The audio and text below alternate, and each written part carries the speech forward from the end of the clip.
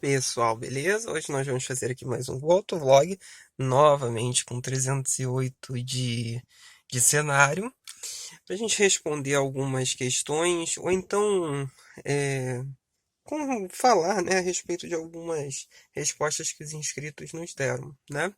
A gente vai falar a respeito de Cadete LS 98, se aquilo vale a pena ou se não vale a pena, aquilo não, aquele carro bom, maravilhoso. E também a gente falar a respeito da safadeza das concessionárias e mecânicos em geral, isso daí não é só em concessionária que acontece, a despeito da manutenção dos carros, né, e a importância da gente saber um pouco de mecânica, pouco mesmo que seja, para não ser enganado, né, de um orçamento de R$ 12.000 no 308 com a L4 e a W10, ou seja, um motor super simples de manter, que uma inscrita me respondeu naquele vídeo que eu falava da manutenção do 308 nos 3 anos. Eu fiquei até muito assustado com aquilo. Pensei, será que eu estou ficando maluco? Então, não, aí depois eu entendi quando ela foi me explicando e a gente vai falar disso agora. Antes de mais nada, se você ainda não é inscrito aqui no canal, por favor se inscreva, que toda semana a gente sempre tenta trazer um vídeo novo aqui para o canal. Se você já é inscrito, participe da área comunidade, que lá nós sempre falamos a respeito dos carros que a gente vai testar, dos carros que a gente já testou e de curiosidades automotivas em geral. Se você está procurando por algum carro específico, né, um teste maior, verifique a área das playlists, que lá nós temos diversos carros que foram que ainda são meus, como é o caso desse 308 aqui, que nos serve de cenário sempre para fazer esse tipo de vlog. Então verifique lá na área das playlists, que lá nós temos diversos carros no seu uso cotidiano, em diversas formas, que pode te auxiliar na hora de comprar um determinado carro. Bom, primeira pergunta de um inscrito, Cadete LS 98. É carro complicado? Não tem complicação nenhuma. Não existe complicação em família 2. Vamos deixar isso claro. Família 2 é desde o Monza, Cadete, Ipanema, Ômega 2.0, Ômega 2.2, aí você passa para Vectra 2.0, Vectra 2.2, aliás, todos os Vectras são família 2, né? Zafira, Astra, Blazer 2.4, Blazer 2.2, S10 2.4, S10 2.2. É um motor que foi muito utilizado dentro do line-up da Chevrolet, né? Para vocês terem a noção. Então ainda tem mais carro com esse motor. Então ele é muito tranquilo, né? Ele ia desde o 1.6 no Monza lá em 82 até o 2.4 em 2016 da S10, quando saiu de linha, né? É um motor muito tranquilo. A única parte de atenção que você tem que ter é aos sistemas de injeção desses carros. E que só tem um sistema de injeção que de fato é enjoado, que é o MPFI, que foi feito entre 1990 a 1993, porque é um MPFI analógico. Ele não conecta a computador, então ele é muito chato de você fazer a regulagem dele. Ele já era chato na década de 90, hoje ainda mais, porque você não tem gente que saiba lidar com aquele sistema. Onde é que está esse MPFI, esse sistema de injeção específico? Ele se encontra no Monza Classic 500EF, Monza Classic SE 2.0 MPFI entre 91 e 93 e no Cadete GSI, né, também entre 91 e ele vai até um pouquinho mais adiante, até 95, né? Esse sistema MPFI ele é mais enjoadinho. O EFI, que é o sistema de injeção digital monoponto, ele é muito mais tranquilo de se lidar. Muito tranquilo. Ele tem alguns problemas clássicos, né? Como aquele módulo rei, essas coisas assim, mas são muito simples de lidar, muito baratas de se consertar, né? E depois, quando vira MPFI digital, que é a partir de 97 ali no Cadete GL, GLS, no Vectra, né? É muito tranquilo. É muito tranquilo. E esse cadete que você me disse, cara, inscrito, ele já é esse 2.0 MPFI. Agora eu não vou saber precisar MPFI do Vectra, né, com injeção sequencial. Eu não vou me recordar eu não vou me recordar a potência exata dele, porque agora eu não sei se ele tinha já ele era 116 ou se ele passava dos 120 cavalos. Eu desconfio que ele já passava dos 120 cavalos naquela época. Eu sei que é o Cadete que mais anda. Muita gente acha que o Cadete GSE é o carro que mais anda, e não. O Cadete que mais andou eram os dois cadetes que mais andavam. Era o cadete 2.0 EFI, aquele monoponto, né, que teve no cadete LS e no cadete L ali em 94 e 95, com o motor a álcool, né, porque aquilo anda muito, muito torcudo. E esse cadete LS 97 e 98 com injeção MPFI sequencial, né? O carro andava muito, carrinho leve. Então, a gente está falando de carro que passava com muita facilidade de 200 por hora e fazia aceleração de 0 a 100 na época em pouco mais de 9 segundos. Isso é um temporal até hoje, né? Então, um carro que anda muito, muito, né? E os GLS do final sempre vinham completos, né? Tinham ar, direção, né? Travas elétricas, eram carros bem confortáveis, né? E muito bons, muito, muito bons. Grande questão desses carros, como acontece com Monza, Ômega e todo carro mais antigo, é acabamento, né? Se você precisar de peça de acabamento, não existe, quando aparece, é muito caro de você conseguir. E lataria também, se bater, é complicado para você consertar em nível de preço. Se bem que lataria de Monza e Cadete ainda acha muito, mas acabamento interno não. Acabamento interno já anda desaparecendo por aí, né? É difícil de você achar e é caro.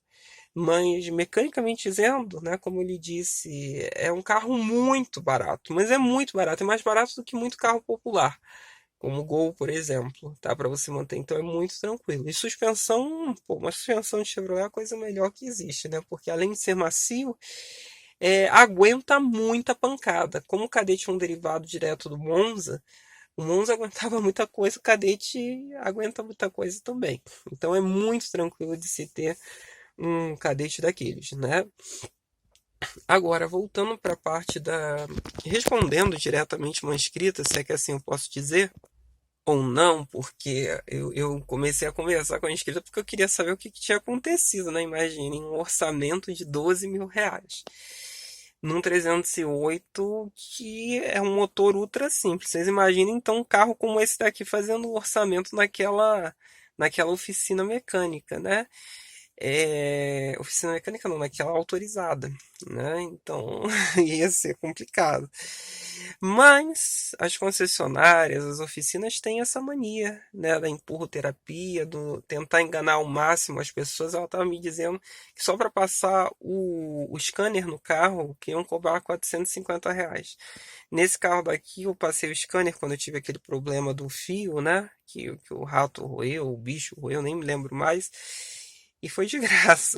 Inclusive, o adaptador do scanner do carro fica aqui, né? A saída do OBD2 fica escondida atrás desse tapetinho aqui. Que aqui tem um. Olha só, aqui tem um cinzeiro iluminado. Isso aqui é iluminado, não sei como. Isso ainda existe no carro desses. E aqui atrás, nessa parte daqui, fica a saída OBD2 do carro. E eu fiz essa leitura na época.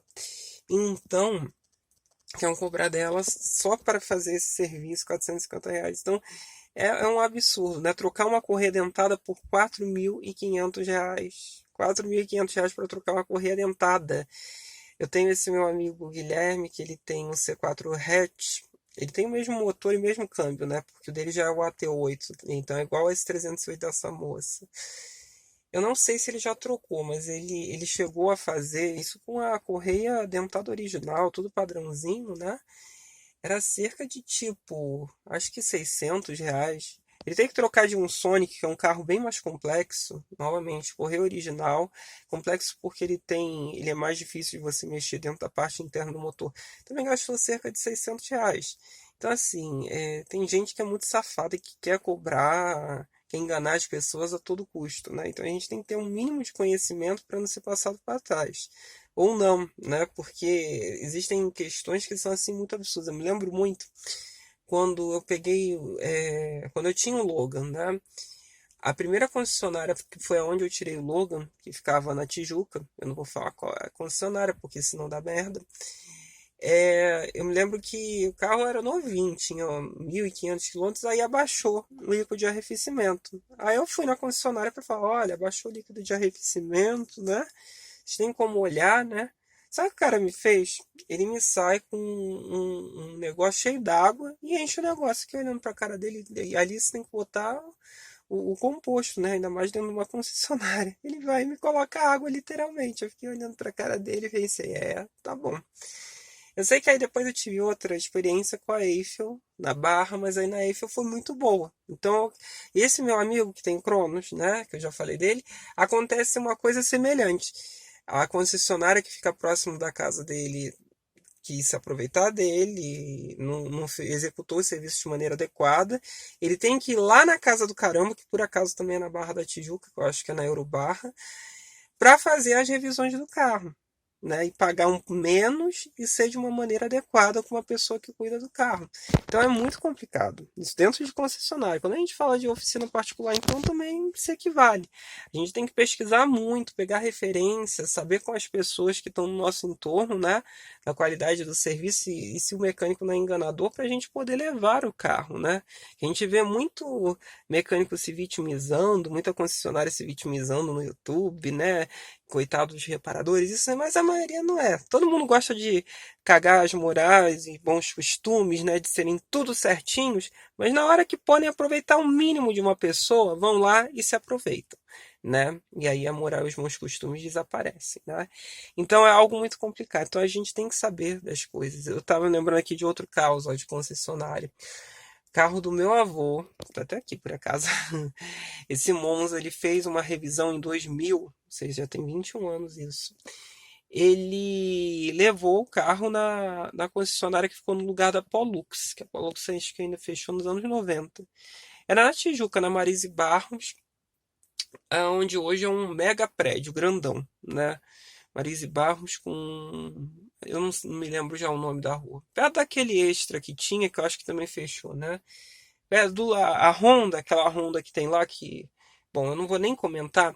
Aquela Honda que tem lá na Tijuca é onde era o prédio da Pollux de usados. Então você já tem mais ou menos onde era essa concessionária. Ele levou o carro para fazer a revisão, né? O carro na época acho que não tinha nem... Ou ia chegar em 20 mil quilômetros, alguma coisa assim. Levou o carro. O cara saiu com um orçamento para ele na época de R$ 2.500. O salário mínimo em 2000, eu posso estar falando bosta, mas eu acho que eu não estou não. Salário mínimo em 2000, eu acho que ainda não chegava nem a R$ 200, ou seja, eram cerca de 10 salários mínimos, ou seja, como se fosse hoje 10 a 11 mil reais para fazer uma revisão de 20 mil quilômetros no carro. E ainda conseguiram fazer com que o carro fosse multado porque andaram na contramão numa daquelas ruazinhas da Tijuca. Eu lembro disso direitinho. Ele ficou muito puto, meu avô. Então, eles fazem muito. Então, por exemplo, concessionárias que lidam com pessoas de idade mais avançada, tipo Honda, Toyota, que todo mundo. Ah, Honda é safadeza pura. Me perdoe porque eu peguei raiva da Honda, porque eu passei muita raiva na Honda. Então, eu tenho esse direito de reclamar. Mas a Toyota acontece também semelhante. Então, como são pessoas de idade que têm uma condição financeira mais abastada, eles inventam, eles tacam coisas assim mil, né, para a pessoa fazer coisas que não deveriam ser feitas, ou valores que são muito absurdos, né, frente à realidade média dos carros, né, de valores dos carros, né? Então é muito complicado, a gente tem que ter muita atenção, independente da marca, né? E mesmo com o reparador por fora da concessionária, né? O reparador particular, também a gente tem que ter muito cuidado. Eu passei a ter muita confiança, eu já expliquei num vídeo que eu fiz do Monza, isso daqui a pouco tempo vocês vão ver esse vídeo, tá? Não sei quando, mas é por esses dias aí. Eu voltei a ter carros antigos e carros altos porque eu consegui encontrar um mecânicos de confiança que não me sacaneiam, que não ficam em cima de mim, não ficam em cima de mim no sentido de querer me explorar.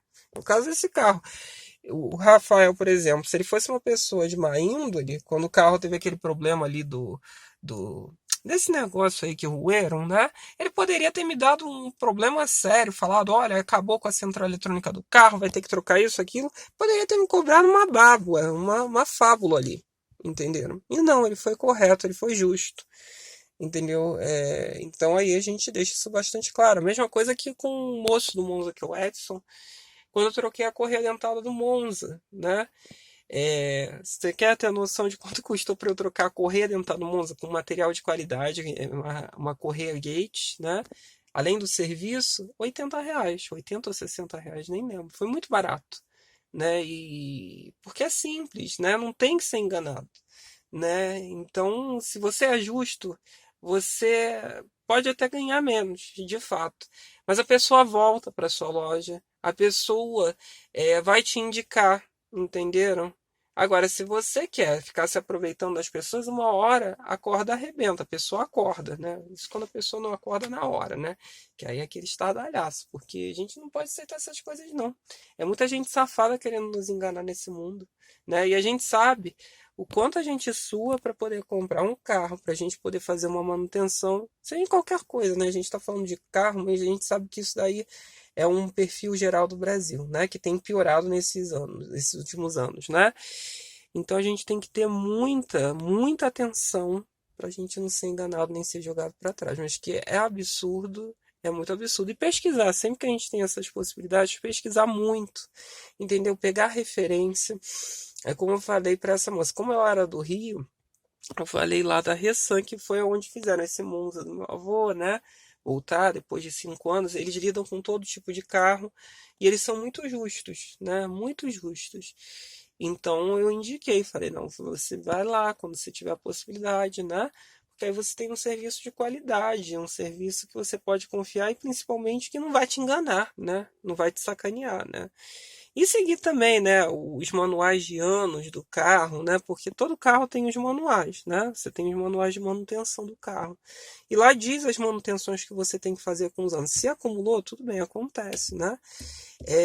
Mas aí você verifica lá direitinho o manual e já sabe o que você tem que fazer e já vai se precavendo. Aí você pode comprar peça pela internet, uma peça de qualidade, já deixar ela reservada só para pagar a mão de obra do mecânico, tem tudo isso. Você olha a correia dentada de um carro desses daqui, desse não, que isso daqui é um carro de corrente de comando, né, o 308, mas como dessa moça, né, o 308 EW10, 2.0.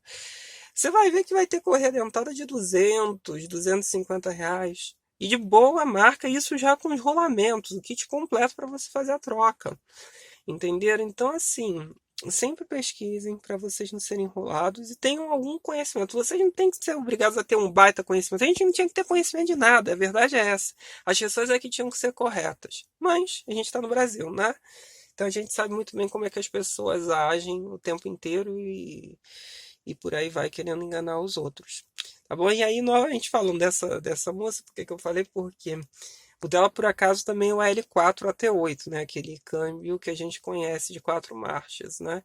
E é o que eu falei, as prioridades para você agora, trocar a correia dentada, né? Que isso é segurança, e o óleo do câmbio para preservar a transmissão do carro, né? Porque trocando o óleo do câmbio, é bastante tranquilo de você manter um L4.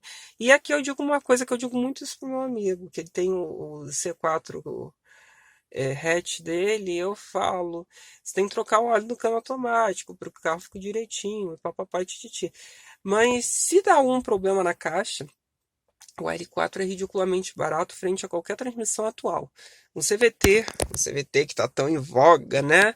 Vocês peguem aí os CVTs da Honda, só para você abrir uma caixa CVT, você está falando aí de 10 a 12 mil reais. Numa boa, tá? Isso sem autoexploração. Por isso que geralmente se troca o conjunto inteiro da caixa quando um carro desse vai parar numa concessionária, né? Porque quanto mais marchas você tem, ou no caso o CVT não tem marcha, né? Mas são duas engrenagens. E o CVT, inclusive, eu não consigo entender por que que o CVT tem uma manutenção tão absurda, porque o CVT é a coisa mais simples do mundo, né? Porque são duas engrenagens planetárias, basicamente, né?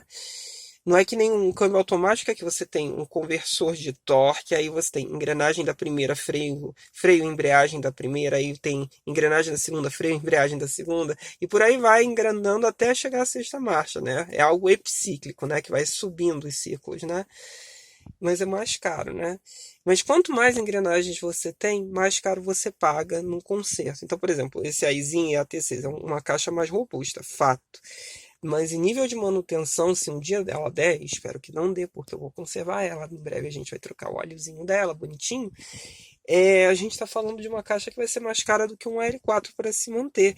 Esses AT8, né, que se usa muito, né, por exemplo, de Renegade que tem dado abrido o bico, né, da ZF, aquilo é uma caixa de 9 marchas. Aquilo custa caro pra caramba para você fazer um conserto naquilo. Porque além de tudo, as caixas automáticas, isso daí é intrínseco a todas, tá? Não apenas a L4, a T6, não. A todas as caixas automáticas. Você não tem produção de componentes de caixa automática no Brasil. Você não tem produção de caixa automática no Brasil.